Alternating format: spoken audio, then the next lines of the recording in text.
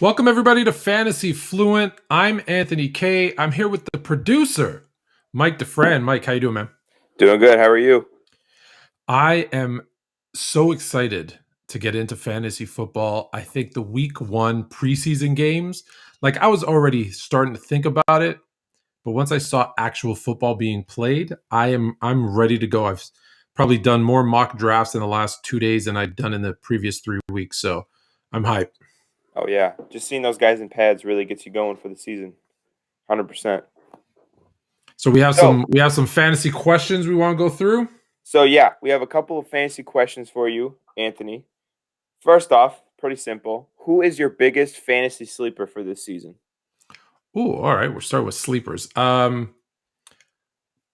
I give you a couple like by position? Because I Yeah, think go ahead. one's too hard. Yeah. So I'm going to start with a name that you hear me talk poorly about all the time, but this is fantasy. So in fantasy, if you want to wait really late or kind of have him as an insurance policy, Zach Wilson of the Jets. Wow. I see you raising your eyebrows, but here's why. If you look at his receiving core, they're pretty good. They're pretty good. Corey Davis, James Crowder, like they're pretty good. Elijah Moore, yeah. Elijah Moore, and they're going to be. Let's be honest. They're going to be losing games. And what happens when you lose games? You need to throw. So as long as you're in a league that doesn't really hurt, like with interceptions, like it always depends on scoring. But if you're in a standard kind of what is it, 1 or 2 minus 2 points for an interception, Yeah, I think so, I, yeah. I think you're okay. I think you're okay with Zach Wilson because he's going to throw for a lot of yards and touchdowns, especially in the second half of games when they're losing. And, again, it depends on your strategy, but there's one guy that you're going to be at the end of the season going, oh, wow, he was a top 20 quarterback in fantasy. Yeah, he probably is. That's a super sleeper right there. I was not expecting you to say Zach Wilson. So you got the quarterbacks down. What Oh, about the yeah. running backs? All right, running Who's your back. biggest So, running back sleeper? so I've got two, and a lot's going to depend again on where they end up playing, but in terms of their depth chart. But and I don't know if this one's a sleeper, which is why I'm giving you two. Mike Davis moving to Atlanta, I'd say that's a sleeper. especially in PPR leagues, right? Even if he's not the every down back, he's going to be the one that's going to get it out of the backfield. So in PPR, he's one that I would, and you can pick him up late, right? So Mike Davis is a good one. He did really well in Carolina last year when he had the opportunity. And this one, I'm doubling down because I called him a sleeper last year. He didn't pan out, but I think this is going to be his bounce back year. It's just a year too late. James Conner in Arizona. I think that's going to be Mm. a good offense, and I think James Conner is going to have a really good year. And again, someone who no one's talking about, or very few people I've heard are talking about. But later on, like you can throw him as a flex later on. Later on, people are going to be like, why would you think to get him? He's a good one to pick up really late in the draft. All right. I like it. So James Conner and Mike Davis are your running back sleepers. All Yeah. right. So the last one I'm going to give you is a wide receiver. And this one, I'm going to give it to you. And it may or may not be dependent on what Michael Thomas does. But if Michael Thomas does get traded, if he doesn't report, if he just has a bad attitude, right? The reports are that he wants out of New Orleans. Even if he stays, Traquan Smith is going to be the biggest beneficiary, I think, of Jameis Winston at quarterback. I think they're going to throw the ball a lot, even if it's out of the backfield. But they're going to be a very pass heavy offense, and he's the one who, again, last year you saw some flashes. But if Mike Thomas is unhappy, I think he's the one that becomes the big beneficiary. Oh yeah, absolutely. Especially with Jameis just having that ability to throw everywhere, and they're going to want to throw the ball a lot. Yeah, yeah. I definitely think, He's gonna sling it. He's gonna yeah, sling it. I definitely think they're going to roll with Jameis. Some people are saying Taysom Hill. I definitely think they're going to go with Jameis.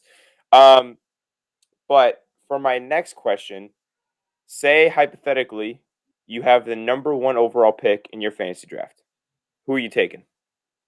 Unfortunately, I don't think I've had the number one pick in a draft in about I five personally years. don't like having the number one pick. I I think it's personally been don't about like it. 5 years. In my main league, like the one I'm the commissioner in, Mhm. I'm unfortunately because I lost in the final last year and we do reverse. So I'm picking 11th. Mm. So I know that this won't be for me. So for any of you lucky ones that do have number one, um, the safe pick is probably Delvin Cook. The most common pick is going to be Christian McCaffrey, especially in PPR leagues, right? I think it's a toss up between those two because you don't know with McCaffrey coming back off an injury, but most people are going to take McCaffrey. So Right. McCaffrey and Cook are the safe ones. If you want to be sneaky with it, like if you really want to be sneaky with it, there's two guys that you might think about, maybe, to take at number one. The first one's going to be Zach. Zeke, Zach. Oh, I'm still Zach thinking Wilson, I'm man. still thinking of Zach Wilson. Man, you're really high on Zach Wilson. Don't do that. Don't do that. Ezekiel Elliott. That Cowboys offense, again, this is gonna be dependent on what we see out of Dak, right? If he's back and healthy, because we're still unsure about that. That offense is going to be back to what they were the year before last. And I think Zeke's going to have a huge year. I think it's going to be much. I took Zeke last year. I think I was fourth or fifth. And I took and Zeke. I keep calling him Zach. Zeke let me down, but I think this year he could be sneaky. The other one, and this is again for PPR leagues, and this goes back to the Michael Thomas thing. If Michael Thomas doesn't play for the Saints, I wouldn't be afraid of taking Alvin Kamara. Number one, I think he's going to become that running back / wide receiver. He's going to be both for you. So if you really want to throw your league for a loop, those would be two sneaky number one picks. I actually totally agree with the Alvin Kamara one. Listen, Drew Brees is gone. Jared Cook is gone. You don't know what's going on with Michael Thomas. He's the only kind of he's going to carry the offense. He's going to carry the offense, yeah. Exactly, especially with Jameis wanting to throw the ball, run the ball. Totally agree. I love Alvin Kamara number one. And if I may, I'll jump in. And if they do end up, I think it would be a huge mistake, but if they do end up going with Taysom Hill, well, guess he's not throwing the ball deep. So who's gonna get the passes? Yeah. It's gonna be Kamara's gonna get a lot of volume this year. Absolutely. Yeah, no, I actually really agree with Kamara at number one. Final question for you, Anthony. What wide receiver do you think disappointed last year, but will have a bounce back season, or didn't do much last season, but will have a great season this year in terms of fantasy? I don't want to say that he disappointed so much as, like, if I'm looking at my wide receiver, like my breakout, that's the way I'm taking what you're asking me. I'm going with the one who's got the biggest upgrade at quarterback. The one who they're going to throw the ball. They're going to throw the ball out. Let's see if it's the same one. I'm thinking in his third year, it's a perfect time for Terry McLaurin to break out for the Washington football team. Ryan Fitzpatrick, you know what he does. Right? He throws the ball all over the place. And if you go back and look at his wide receivers in fantasy, wherever Fitzpatrick goes, a top wide receiver, and I'm talking top 15 wide receiver follows. And I think it's Terry McLaurin. Also, unlike any other Washington quarterback recently, Fitzmagic, he'll chuck it. He's not afraid to throw it deep at all. So I was not thinking of Terry McLaurin, but I think that's actually a very good I think that's a very good idea. Who was yours? I was going with, when you started off by saying upgrade at quarterback, and not necessarily a guy who disappointed, but wasn't necessarily provided with the opportunity. I was going more of like a guy who was having a massive upgrade. I was going to say Allen Robinson because of the upgrade at quarterback in Chicago with Andy and Justin.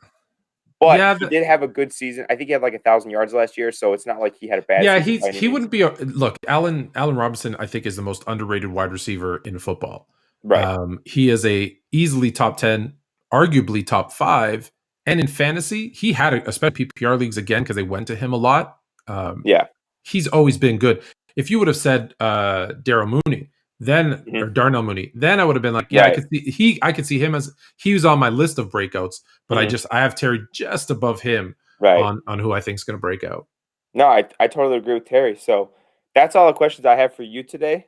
And obviously we have a couple more weeks before fantasy starts, so we can get some more in here, but that's all I got for you today. All right. So everybody, if you have fantasy questions, you can send them to anthonyk@sportsfluent.com, or you can comment here on YouTube at Fantasy Fluent, and we'll answer all of your questions that you send in. Until next week, be fluent.